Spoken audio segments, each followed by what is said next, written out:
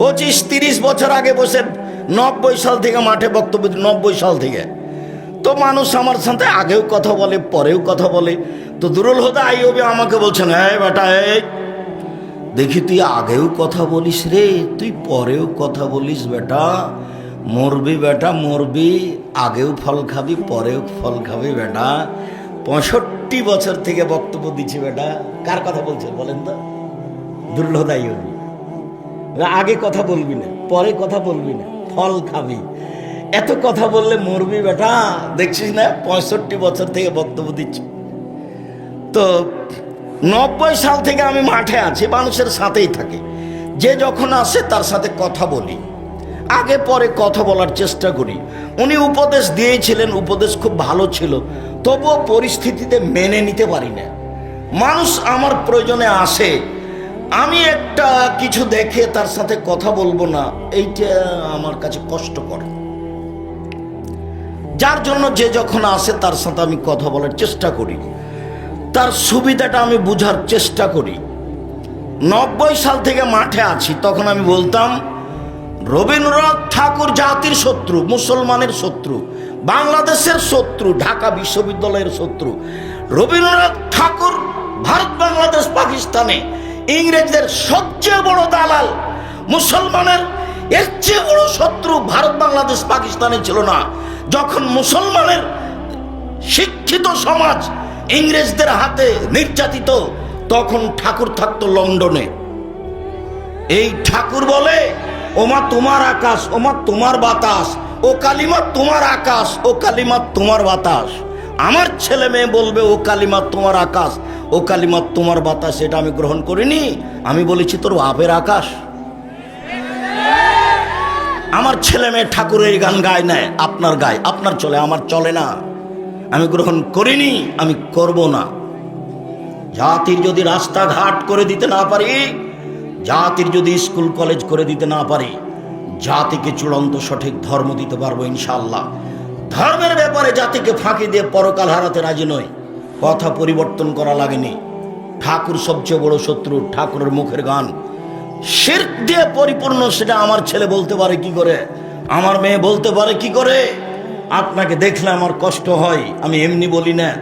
বুঝেও বোঝে না ওরা, অন্তর আছে বোঝে না, দেখেও দেখে না ওরা, চক্ষু আছে দেখে না, শোনেও শোনে না ওরা, কান আছে শোনে না। উলায়েকা কালা আনাম, তারা পশু প্রাণীর মতো, তারা গরু ছাগলের মতো, তারা কুকুর শ্রীগালের মতো, বালু মাজাল বরং তার চেয়ে খারাপ। আপনি অবাক হবেন, আল্লাহর নবী দুঃখ করে কয়েকটা কথা বলেছেন জাতির পৃথিবীর মানুষ শুনে রেখো। আমি আফসোস করে বলে গেলাম, এক আইম্মাতাম মুজিল্লিন, ভ্রান্ত হুজুর, হুজুর ধর্ম বেচে খাবে, এ কথা আল্লাহর নবী বলছেন। ধর্ম বিকৃত করে খাবে। শতকরা 95 জন বক্তা মিথ্যুক আমার তদন্তে, 98 জন মুফাসসির মিথ্যুক আমার তদন্তে। আপনি তাফসীর নিয়েছেন, আপনাকে আমি কথায় কথায় দেখাচ্ছি।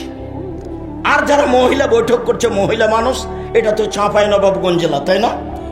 চাঁপাইনবাবগঞ্জ জেলায়, চাঁপাইনবাবগঞ্জে আমার বাড়ি। আপনি আমাকে অন্য কিছু দেখাতে চান না, নিজ জন্মভূমিতে বক্তব্য দিতে এসেছি। চাঁপাইনবাবগঞ্জ জেলা মহিলা বৈঠকের আমার তদন্তে শতকরা 60% মিথ্যা কথা আছে। ও যে বলছে বুবু নামাজে দাঁড়িয়ে, যখন নামাজে দাঁড়াবা যখন বুবু, তখন শাড়ি পরিও না, শাড়ি পরো যদি বুবু তাহলে ল্যাঙ্গট পরিও, নইলে বুবু লজ্জা স্থানের যোগাযোগ বুবু মাটির সাথে হবে, মাটি অভিশাপ করবে। বুবুর সব কথাই নাকি বুখারীতে আছে। নেন বুবু, এই কথা কোথায় পেল? শাড়ি পরলে ল্যাঙ্গট পরতে হবে, কে বললো এটা? কেন? বুবু নামাজে দাঁড়াবা যখন বুবু, তো 2 পায়ের গোড়ালি বুবু জমা করে রাখিও। 2 পায়ের গোড়ালি যদি ফাঁকা রাখো বুবু, তাহলে লজ্জা স্থানের যোগাযোগ বুবু মাটির সাথে হবে, মাটি অভিশাপ করবে। বুবুর সব কথাই নাকি বুখারীতে আছে। আল্লাহ এবং আল্লাহ রাসূলের দাওয়াত দিবেন, দলের দাওয়াত দিয়েন না। জীবনে আমি কোনোদিন দলের দাওয়াত দেওয়া পছন্দ করিনি। দল সংগঠনের দাওয়াত দিয়ে পরকাল হারার চেষ্টা করিয়েন না। ধর্মের নামে জাতিকে ফাঁকি দিয়েন না। কোরআন এবং হাদিসের দাওয়াত দিবেন। 10 দিন বাঁচতে এসে দলীয় দাপট দেখিয়ে, ক্ষমতা দেখিয়ে, মানুষকে জেল হাজতে দিয়ে মানুষকে অপমান করে বেঁচে থাকার চেষ্টা করিয়েন না। ফেরাউন ডুবে গেছে 1500 বছর পরেও, আর আপনাদের নেত্রীর বয়স ছিল মাত্র 45 মিনিট। কাজেই মনে রাখতে হবে, ক্ষমতা কোনো কাজ করে না। সময় চলে আসলে ক্ষমতা চলে যায়, কোনো কিছু করার থাকে না। আরো যদি দেখতে চান তাহলে দেখতে পারেন খুলনার অঘোষিত সম্রাট এরশাদ শিকদার মেয়ের মাথাতে হাত দেওয়ার মতো সুযোগ করতে পারেনি, ক্ষমতা থাকে না। আরো যদি দেখতে চান দেখতে পারেন রাতে রাতে দেশ দখল করেন প্রেসিডেন্ট সাদ্দাম। সময় যখন চলে যায়, ক্ষমতা চলে যায়, তখন কিছু করার থাকে না। ক্ষমতা দেখে কোনো কিছু করবেন না, দলীয় দাপটে কিছু করবেন না, মানুষকে জেল হাজতে দেওয়ার চেষ্টা করবেন না। জেল হাজত নেই, কারণ আমি মামলা দিবেন না, প্রতিবাদ করবেন না, প্রতিশোধ নেবেন না, প্রতিশোধের পাতা ছিঁড়ে দিবেন। অল্প দিন বাঁচতে এসেছেন, খাটো হয়ে বাঁচবেন মাটির মানুষে। সময় শেষ। একদিন বয়স ছিল 40, তারপরে দেখলাম 60, তারপর দেখলাম আর নেই, এর নাম বয়স।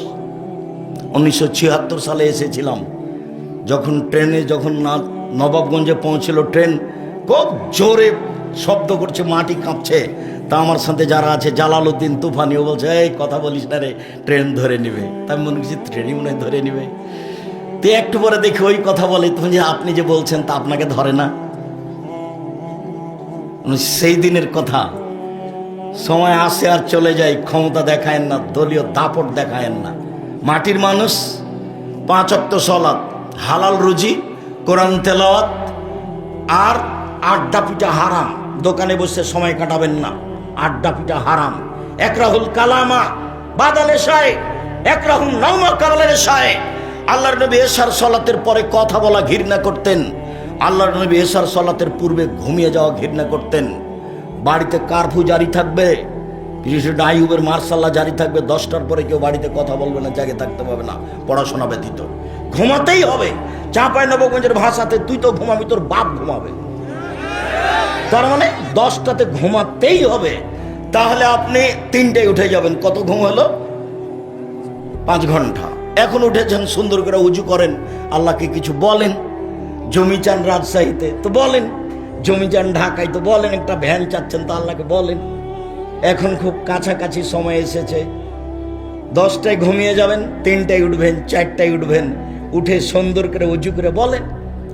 আল্লাহ নবী বলছেন, আমি কি তোমাদের এমন একটা কথা বলে দিব না যাতে পাপ মিটে যাবে, মান বেড়ে যাবে? আমি কি তোমাদের একটা কথা বলে দিব না যাতে পাপ মিটে যাবে, মান বেড়ে যাবে? তো সাহাবীগণ বলছেন, বলেন না, কি করলে পাপ মিটে যাবে, মান বেড়ে যাবে? তখন আল্লাহ রাসূল বলছেন, শোনো, এক, ইসবাগুল ওযু আলাল মাকারে, কষ্ট করে ঠান্ডার দিনে সুন্দর করে ওযু করলে পাপ মিটে যাবে, মান বেড়ে যাবে। 2, কাসালাল খোতাইলাল মাসাজিদ, পায়ে হেঁটে মসজিদে গেলে পাপ মিটে যাবে, মান বেড়ে যাবে। 3, আল ইন্তেজার সালাত বাদা সালাত, জোহর পড়েছি, আসর পড়বো, এই তো প্রস্তুতি নিচ্ছি, জোহর পড়েছি, আসর পড়বো। এই 3টা কাজ করলে পাপ মিটে যাবে, মান বেড়ে যাবে। মুহাম্মদ সাল্লাল্লাহু আলাইহি সাল্লাম বলছেন, একদা আল্লাহ আমাকে বলছেন, আল্লাহ বলছেন আমাদের নবী মুহাম্মদ সাল্লাল্লাহু আলাইহি সাল্লামকে, মুহাম্মদ, হাল তাদরি ফিমা ইখতাসিমুল আলাম্মা আলাউল আলা, আপনি কি বলতে পারেন উপরে কি নিয়ে হইচই হচ্ছে? কি নিয়ে হইচই হচ্ছে আপনি বলতে পারেন? তখন আমাদের নবী বলছেন, হ্যাঁ আমি বলতে পারি। কি নিয়ে হইচই হচ্ছে? ফিল কাফারাত, মানুষের পাপ কিসে মিটে যাবে এই নিয়ে হইচই হচ্ছে। তো পাপ কিসে মিটে যাবে? 1, সুন্দর করে ওযু করলে পাপ মিটে যায়, মান বেড়ে যায়। 2, আল মাশয়ুল আল আকদাম, পায়ে হেঁটে মসজিদে গেলে পাপ মিটে যায়, মান বেড়ে যায়। 2, আল মাকসু ফিল মাসাজিদ বাদা সালাত, সালাতের পরে মসজিদে বসে তাসবিহ তাহলিল জিকির আজকার করলে পাপ মিটে যায়, মান বেড়ে যায়, পাপ মিটে যায়, মান বেড়ে যায়। এইটুকু বলার পর আল্লাহ রাসূল বলছেন, মান ফালা হাদা আশা বেখাইরিন ও মাতা বেখাইরিন, যেটা এমন করলো যে ব্যক্তি তার মরে যাওয়া ভালো, তার বেঁচে থাকা ভালো, এমন যে ব্যক্তি করতে পারলো তার মরে যাওয়া ভালো, তার বেঁচে থাকা ভালো, তার মরে যাওয়া ভালো, তার বেঁচে থাকা ভালো। এরপর আল্লাহ রাসূল বলছেন ওয়া কানা মিন খাতিয়াতিহি কায়ামিন ওয়ালাদাত উম্মুহু, লোকটা হয়ে যায় সেই দিনের মতো যেদিন তার মাতাকে জন্ম দিয়েছে, লোকটা হয়ে যায় সেই দিনের মতো যেদিন তার মাতাকে জন্ম দিয়েছে, নিষ্পাপ হয়ে যায়। কি করলে? সুন্দর করে ওযু করলে। কি করলে? পায়ে হেঁটে মসজিদে গেলে। কি করলে? সলাতের পরে বসে তাসবিহ তাহলিল জিকির আজকার করলে। তো রাত 3টা 4টায় উঠে একটু সুন্দর করে ওযু করেন, 2 রাকাত সালাত আদায় করে কিছু বলেন, ছেলে মেয়ের পড়াশোনার জন্য বলেন। ছেলে মেয়ে কুকুর শ্রীগালের মতো ঘুরে বেড়াচ্ছে, রাত 2টায় ঘুমায়, কোথায় কোথায় কি করে বেড়ায়, লম্বা বড় মোবাইল হাতে আছে, দিন রাত জেনা দেখছে। ওই ঘরে আর বাপ দেখে, এই ঘরে আর মা দেখে, এই ঘরে আর বোন দেখে, জেনা ল্যাংটা মেয়ে দেখে, এ ঘরে ও দেখে, সবাই দেখে। এবার বলেন তো এই পরিবারটা মানুষ না কুকুর শ্রীগাল? কুকুর শ্রীগালের মতো এমনি এমনি দিন কাটছে। আমি কোনোদিন এরকম পরিবারকে শিক্ষিত বলিনি। আপনি বলছেন তো আমার করার কি আছে? কেন এমন হবে? একবারে কঠোর হবেন পরিবারে। 10টার পরে কেউ বাড়িতে কথা বলবে না, গল্প করবে না, আল্লাহ রাসূল নাকচ করে দিয়েছে। জরুরি পড়াশোনা ছাড়া ঘুমাতেই হবে। 3টা 4টায় উঠে যাবেন, আল্লাহকে চিনবেন, জানবেন, কিছু বলবেন, কিছু করবেন। আজকে শ্যাম ছিলেন না, নফল শ্যাম, ইবাদতের জগতে সবচেয়ে দামি ইবাদত শ্যাম ছিলেন না কেন? ছিলেন না কেন? খালি মহিলা বৈঠকে মিথ্যা কথা বললেই হবে আর দান চাইলেই হবে ধর্মের নামে? বুবু, ওগুলো কেন? ধর্মের ব্যাপারে আমি আব্দুর রাজ্জাক বিন ইউসুফ, চাঁপাইনবাবগঞ্জের মানুষ, আমি আপনার পাশে দাঁড়াতে চাই ধর্মের ব্যাপারে, এটা আমার দাবি। জাতির যদি রাস্তাঘাট করে দিতে না পারি, জাতির যদি স্কুল কলেজ করে দিতে না পারি, জাতিকে চূড়ান্ত সঠিক ধর্ম দিতে পারবো ইনশাল্লাহ। ধর্মের ব্যাপারে জাতিকে ফাঁকি দিয়ে পরকাল হারাতে রাজি নই। কোনো দিন দলের দাওয়াত দিতে আসেনি কোরআন হাদিস ছাড়া। 90 সাল থেকে নিয়ে এখন পর্যন্ত কোনোদিন অপ্রয়োজনীয় বাক্য বলা প্রয়োজন মনে করি না। সম্মানিত দিনী ভাই বোন, বলছিলাম সদাচরণ এমন একটা ইবাদত যে নেকির পাল্লায় সবচেয়ে ভারী নেকি হলো সদাচরণের নেকি। সদাচরণ ভালো চাল চলন দিয়ে জান্নাতুল ফেরদাউস পাওয়া যায়, এমন কোনো ইবাদত নেই যা দিয়ে সরাসরি জান্নাতুল ফেরদাউস পাওয়া যায়। সিয়াম দিয়ে নয়, হজ দিয়ে নয়, দান খায়রাত করে নয়, তাসবিহ তাহলিল জিকির আজ করে নয়। তো জান্নাতুল ফেরদাউস কি দিয়ে পাওয়া যায়? ভালো চাল চলন দিয়ে। অবাক কথা, এটা আবার কেমন ইবাদত? এটা হলো দাঁড়ি পাল্লায় সবচেয়ে ভারী নেকির ইবাদত। হাদিস সহিহ। সদাচরণ এমন একটা ইবাদত যা দিয়ে মানুষের বয়স বেশি হয়ে যায়, যা দিয়ে মানুষের ভাগ্য কেটে নতুনভাবে লিখে দেওয়া হয়। সদাচরণ কি জিনিস? কেন সদাচরণ বুঝি না? সবাই বুঝি, হ্যাঁ ওই ছেলেটা খুব ভালো, ছেলেটা খুব ভদ্র, সবাই তাকে ভালো বলে, এই তো সদাচরণ। ওই ছেলেটা ও খুবই খারাপ, ওর মুখখান খুব খারাপ, ওকে দেখতেই ঘৃণা লাগে, এই যে খারাপ আচরণ। সদাচরণ ভালো বুঝি। 1 মিনিট দেখাই। অটোটা ওখানে স্টেশনের ওই পাশে দাঁড়িয়ে আছে, তা আপনি বসে আছেন, আমিও উঠেছি। যেমন উঠেছি ছেলেটা টান দিয়েছে, আমি একবারে আপনার মুখের উপর পড়ে গেছি, ব্যাগও আমার হাতে ছিল। তখন আপনি বলছেন বসেন বসেন বসেন, কোনো সমস্যা নেই, বসেন বসেন। এই যে একটা আচরণ। আর না আপনি বলছেন চোখ নাই, গাড়িতে উঠেন না, একটা হিসাব করে উঠেন না, কপালে চোখ নাই, এটাও একটা আচরণ। বলেন তো কোনটা ভালো? আগেরটা দিয়ে জান্নাতুল ফেরদাউস পাওয়া যায়। এই অবাক ইবাদত। একটা দিয়ে বড় বড় 2টা নেকি হয়। এক, নিয়মিত তাহাজ্জুদ পড়লে যে নেকি হয়, ভালো চাল চলনে সে নেকি হয়। 2, নিয়মিত সিয়াম নফল রোজা থেকে যা নেকি হয়, ভালো চাল চলনে সে নেকি হয়। অবাক, একসাথে দুই নেকি হয় এমন একটা ইবাদতে যার নাম ভালো চাল চলন। সম্মানিত দিনী ভাই বোন, মূল কথা এখনো ফিরে যায়নি, যাচ্ছে। এখনই বলি, ভালো মনে থাকবে, আর একটা কেননা বলার কথা আছে। এরপরেও ভালো চাল চলন যতই ভারী নেকি হোক না কেন, এর নেকি আল্লাহ নিজে হাতে দিবেন না। কোন ইবাদতের নেকি আল্লাহ নিজে হাতে দিবেন? সিয়াম। এইটা হলো আমাদের আজকের আলোচনা। তো ভালো চাল চলন একটা ব্যতিক্রম ইবাদত, তা দিয়ে দামি জান্নাত পাওয়া যায়, তা দিয়ে জান্নাতুল ফেরদাউস পাওয়া যায়, তা দিয়ে দুইটা ইবাদতের নেকি পাওয়া যায়, তা দিয়ে তিনটা ইবাদতের নেকি পাওয়া যায়। এক, আল্লাহর পথে জেহাদ করলে যত নেকি হয়, ভালো চাল চলনে তত নেকি হয়। দুই, নিয়মিত রোজা থাকলে যত নেকি হয়, ভালো চাল চলনে তত নেকি হয়। তিন, নিয়মিত তাহাজ্জুদ পড়লে যত নেকি হয়, ভালো চাল চলনে তত নেকি হয়। ভালো চাল চলন কি জিনিস? জীবনে কোনোদিন ধমকে কাউকে অপমান করে কথা বলবেন না, প্রতিশোধ নিবেন না, প্রতিশোধ নেই। মামলা করবেন না কারো বিরুদ্ধে, লাগবে না। দলীয় দাপট দেখাবেন না, দল করলে আপনি সদাচরণ রাখতে পারবেন না। আমাদের চাঁপানবাবুর ভাষাতে যদি আপনি দল সংগঠন করেন, তাহলে আপনি তো পারবেন না, আপনার বাপও পারবে না। ওর ভিত্তি হচ্ছে হিংসা দিয়ে। দল সংগঠনের ভিত্তি কি দিয়ে? হিংসা দিয়ে। হিংসা দিয়ে গড়া। আপনি কি দিয়ে ভালো আচরণ করবেন? মাওলানা সাহেব পারে না, দেখছেন না নেটে, একজন আর একজনের মুখে পেশাব করে দিচ্ছে। আরো কত কি মানুষ। আমি আপনাকে তখন থেকে বলেছি, আমাকে বলতে বলতে বলতে যদি ধুয়ে ছেড়ে দেয়, আমি তার নামটা নিব না। কেউ গালি দেয়, যখন গালি শুরু করে তখন মা বোন দিয়ে শুরু করে, একবারে দিতে দিতে থেমে যায়। তখন আমি আবার রিং দিয়ে বলি, ভাইজান আরো গালি ছিল নাকি?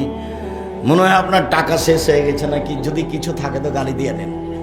আমি আবার রিং দিয়ে বলি।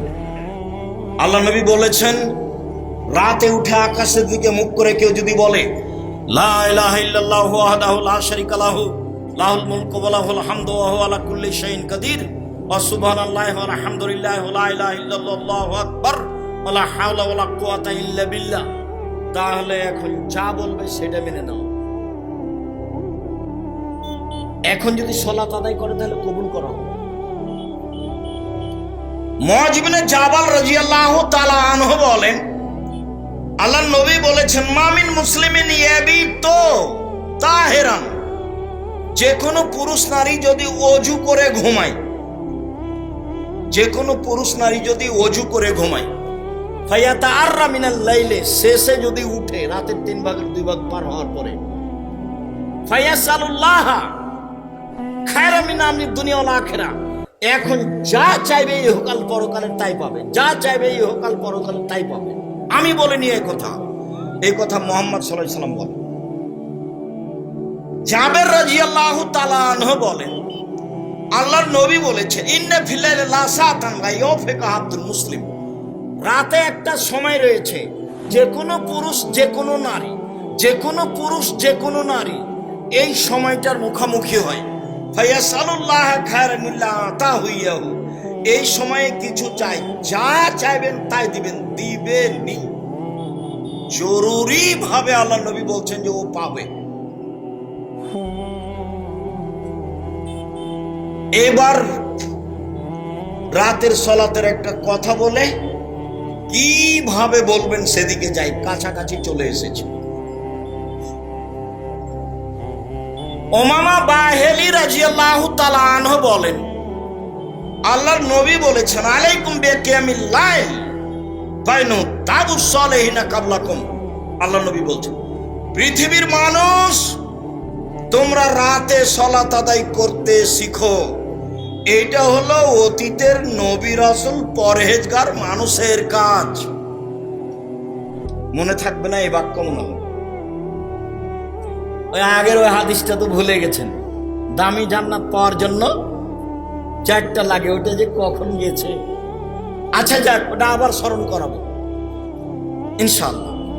তো এখন কি বলা হচ্ছে, আল্লাহ নবী বলছেন পৃথিবীর মানুষ তোমরা রাতে সালাত আদায় করো। রাতে সালাত আদায় করা অতীতের কাদের কাজ? পরহেজগার নবী রাসূলের কাজ। রাতে সালাত আদায় করা কাদের কাজ? নবী রাসূল, সিদ্দিক সুহাদা, পরহেজগার মানুষের কাজ। কি হয়? হুয়া কুরবাতুল লাকুম ইলা রাব্বিকুম, রাতের সালাতে আল্লাহকে নিকটে পাওয়া যায়। এক, মাগফিরাতুল লিসায়াত, পাপ মিটে যায়।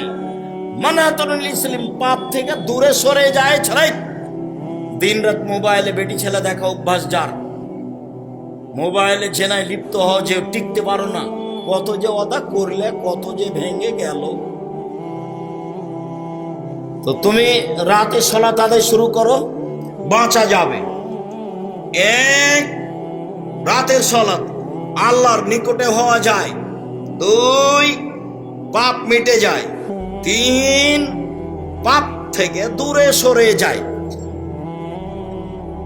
পাপ আর তার মাঝে ব্যবধান হয়ে যায়। দেখো তো তোমার বুদ্ধিতে কুলাই কিনা। চট করে তোমার কথাটা বলে একটা মনে পড়লে একটা কথা শোনা, একটা কথা খুব গুরুত্বপূর্ণ। ইবলিস আল্লাহকে বলছে যে রব্বি, দেখো বলার ঢং কেমন। ইবলিস বলছে আল্লাহকে, রব্বি, ও আমার প্রতিপালক, ইজ্জতে ওয়া জালালেকা, তোমার মর্যাদার কসম, তোমার ইজ্জতের কসম, তোমার সম্মানের কসম, লা উবিয়ান্না ইবনা আদম, আদমের ছেলে মেয়েকে ভুল পথে নিয়ে যাব মা দামা তারওয়াহুম ফি আজাদিহিম, যতদিন তার দেহে শ্বাস আছে তাকে পাপ করাবই। বলার ঢংটা কেমন দেখেন তো একটু। কি বলছে ইবলিস? রব্বি, হে আমার প্রতিপালক। কে বলছে বলেন তো দেখি? ইবলিস বলছে, তোমার সম্মানের কসম, তোমার মর্যাদার কসম, তোমার ইজ্জতের কসম। একটা কথা বলি শোনেন। হ্যাঁ বলো। আদমের ছেলে মেয়ের দেহে যতদিন শ্বাস আছে তাকে আমি পাপ করাবই। দেহে যতক্ষণ শ্বাস আছে, চলতে পারে না, বিছানা পড়ে আছে, তবুও পাপ করাবো। দেহে শ্বাস আছে, চলতে পারে ততক্ষণ করাবো। তখন আল্লাহ বললেন না যে তুই পারবি না, এই কথা বললেন না।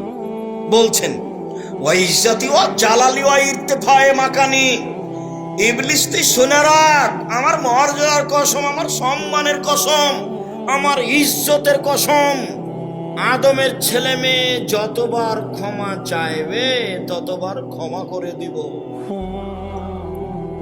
তাহলে একটা কাজ হাতে থেকেই গেল। যদি বলতেন যে ঠিক আছে তুমি পাপ করো, আমি ক্ষমা করব,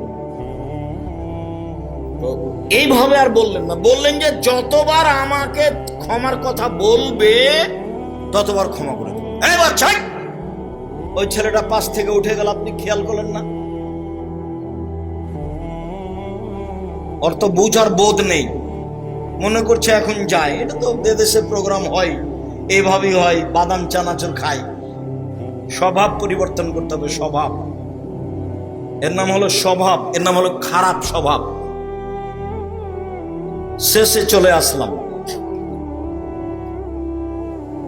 এই বাচ্চা, আল্লাহ নবী বলছেন যে শোনো, দাওয়াত দিন নুনে যা দা রব্বাহু ওয়া ফি বাতনিল হুতে, মাছ ওয়ালার দোয়া। যখন মাছ ওয়ালা মাছের পেটে বললেন, মাছ ওয়ালার দোয়া যখন মাছ ওয়ালা মাছের পেটে বললেন, বলেন তো কে? ইউনূস আলাইহিস সালাম। কি বললেন? বলেননি যে ক্ষমা করে দেন, এই কথা বলেননি। বলেননি যে আমি পাপী, আমাকে ক্ষমা করে দেন, এভাবে বলেননি। দেখেন বলার ঢং কেমন। মাছের পেটে বলছেন লা ইলাহা ইল্লা আনতা, তুমি ছাড়া কোনো মাবুদ নাই, স্বীকৃতি। তুমি ছাড়া কোনো মাবুদ নাই, স্বীকৃতি। এই যে মেনে নিলাম তুমি ছাড়া কোনো মাবুদ নেই, লা ইলাহা ইল্লা আনতা সুবহানাকা, তোমার পবিত্রতা বর্ণনা করি, আমি অপরাধী, বাস এইটুকু। লা ইলাহা ইল্লা আনতা সুবহানাকা ইন্নী কুনতু মিনাজ জালিমিন, তুমি ছাড়া কোনো মাবুদ নাই, তোমার পবিত্রতা বর্ণনা করি, আমি পাপী, আমি অপরাধী, ক্ষমা চাননি, স্বীকৃতি দিয়েছেন যে আমি পাপী। কথা বুঝাতে পারি। এখন আল্লাহ বলছেন যে তোমাকে তো আমি বাঁচালামই, কিয়ামত পর্যন্ত এই দোয়া পড়ে যে বাঁচতে চাইবে তাকে বাঁচাও। তখন আল্লাহ রাসূল বলছেন মামিন মুসলিমিন এদুবেহাফিসাইন, যে কোনো পুরুষ যে কোনো নারী, যে কোনো পুরুষ যে কোনো নারী যে কোনো সমস্যাকে সামনে রেখে এই দোয়া পড়বে, ইল্লা ইস্তাজাবা লাহু, আল্লাহ তার কথা মেনে নেবেন। এটা হলো ইসমে আজম। আর একটা ইসমে আজম বলা আছে, আল্লাহ নাসাল্লাকা বিআন্নাকা আনতাল্লাহ লা ইলাহা ইল্লা আনতাল আহাদুস সামাদুল্লাযী লাম ইয়ালিদ ওয়া লাম ইউলাদ ওয়া লাম ইয়াকুল লাহু কুফুয়ান আহাদ। হাত তুলে দোয়া করবেন। হাত তুলে দোয়া করলে হাত ফিরিয়ে দিতে আল্লাহ লজ্জা পায়, খালি হাত। ইবাদতের জগতে একটা গুরুত্বপূর্ণ ইবাদত হলো হাত তুলে দোয়া করা। আব্দুর রাজ্জাক, আপনাদের চাপে তো হাত তুলে দোয়া তুলে দিয়েছি, আমরা কোনোদিন হাত তুলে দোয়া তুলে দিইনি। আমরা চিরদিন বলে আসছি রাসূলের পদ্ধতিতে আসেন, একাই করবেন, কবরস্থানে গিয়ে একাই করবেন, পানি চাওয়া ছাড়া। পানি চাইতে মাঠে গেলে এইভাবে, আর পানি জুমা মসজিদে মুসল্লিকে নিয়ে চাইলে এইভাবে, সবাই মিলে। এছাড়া সব জায়গায় একাই। নিজের কথা নিজে বলেন, অপরের সামনে বললে শরম পাবেন। নিজের কথা নিজে বলেন, ভালো হবে। লম্বাই সময় ধরে হাত তুলে আল্লাহকে বলেন, চোখের পানি আসে যেন। আল্লাহর কাছে সবচেয়ে প্রিয় কাজ চাওয়া। লাইসা সাইয়ুন আকরাম ইনদাল্লাহি মিনাদ দুআয়ে, চাওয়া কাজটা যত আল্লাহর কাছে প্রিয়, হজ তত প্রিয় নয়। কিছুই নাই, চাওয়া কাজটা চাইলেই খুশি।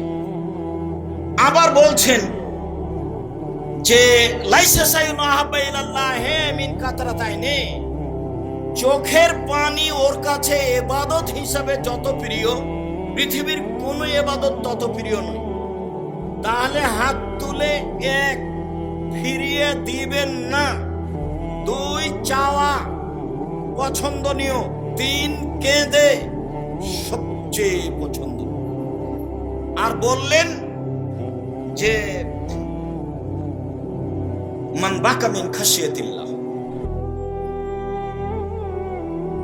কেউ যদি আল্লাহর ভয়ে কাঁদে, লাইয়াদখুলান নারা হাত্তা ইয়ালাজাল জামাল ফি সামিল খেল বা ফিল জামাল, গাভীর বাঁট থেকে বান থেকে দুধ চাপ দিয়ে বের করে ভিতরে ঢোকানো যায় না, যেমন আল্লাহর ভয়ে কাঁদে যে সে জাহান্নামে যাবে না, তেমন আল্লাহ ইয়ালাজাল জামাল ফি সামিল খেল। যতক্ষণ পর্যন্ত আপনার চোখের পানি না আসছে ততক্ষণ পর্যন্ত আপনি চেষ্টা চালান। রাতের সালাত, দামি জান্নাত, হাত তুলে চাওয়া, ফেরত হবে না। ইসমে আজম পড়া গ্রহণ হবেই, ছোট হোক আর বড় হোক। চাওয়া প্রিয় কাজ, কান্নাকাটি করে চাওয়া সবচেয়ে প্রিয় ইবাদতের জগতে। জরুরি কথা, যে কোনো মূল্যে 5 ওয়াক্ত সালাত আদায় করতে হবে। জরুরি কথা, হালাল রুজি উপার্জন করতে হবে। জরুরি কথা, কোরআন তেলাওয়াতে অভ্যাসী হতে হবে, সূরা ইখলাস হলেও 3 বার, যে কোনো সময় 24 ঘন্টায় অন্তত 1 বার 3 বার পড়তে হবে। জরুরি কথা, 2 জন যেখানে বসে আছে সেখানে বসবেন না, যার নাম আড্ডা পিটা। আড্ডা পিটে যে বদমাইশ খারাপ মানুষ, সে শয়তানি চাল চলন তার কাছে আছে। টুপি মাথায় আছে আর একজনের বদনাম হচ্ছে আর বলছে তুই ঠিকই বলেছিস, ও আসলে খারাপ। তাহাজ্জুদ পড়ে এইভাবে আল্লাহকে বলে কিছু হবে না। আড্ডা পিটা চিরদিনের জন্য হারাম, মনে থাকে যেন। বাংলাদেশের সর্ববৃহৎ প্রতিষ্ঠান জামিয়া সালাফিয়া, আয়তনে, শিক্ষা মানে, শিক্ষক জনসংখ্যায়, আয়তনে বিশাল পরিধি নিয়ে, তাতে জামিয়া সালাফিয়া রূপগঞ্জ, নারায়ণগঞ্জ, ঢাকা প্রায় ৭৭ বিঘা জমির ওপরে, 22 বিঘা মেয়েদের জন্য, রাজশাহী প্রায় 35 বিঘা জমির ওপরে, মেয়েদের জন্য যেটা রেডি সেটা 60 বিঘা জমির ওপরে, 33 শতকের বিঘায় 60 বিঘা জমির ওপরে। আপনার পাশে দিনাজপুর যে সেটা 20 বিঘা জমির ওপরে, প্রায় আয়তনে সবচেয়ে বড় জামিয়া সালাফিয়া। ছাত্র সংখ্যায় প্রায় 5,000 ছেলে মেয়ে পড়াশোনা করে, প্রায় 5,000, 519 জন ইয়েতিম আছে। শিক্ষক সংখ্যায় 300 জন শিক্ষক শিক্ষিকা। মানগতভাবে সৌদি আরব, ইন্ডিয়া, বাংলাদেশ। সৌদি আরবের শিক্ষক মদিনা বিশ্ববিদ্যালয় থেকে পাঠদান করেন, ইন্ডিয়া থেকে এসে পাঠদান করেন, বাংলাদেশের আছে বড় বড় বিদ্যান। প্রতি মাসে বেতন লাগে 32 লক্ষ, প্রতি মাসে বেতন লাগে 32 লক্ষ। ফর্ম পূরণ হয় পুরো ডিসেম্বর, 1 তারিখ থেকে 30 ডিসেম্বর পর্যন্ত। ভর্তির তারিখ 1 জানুয়ারি। মনে রাখা ভালো হবে।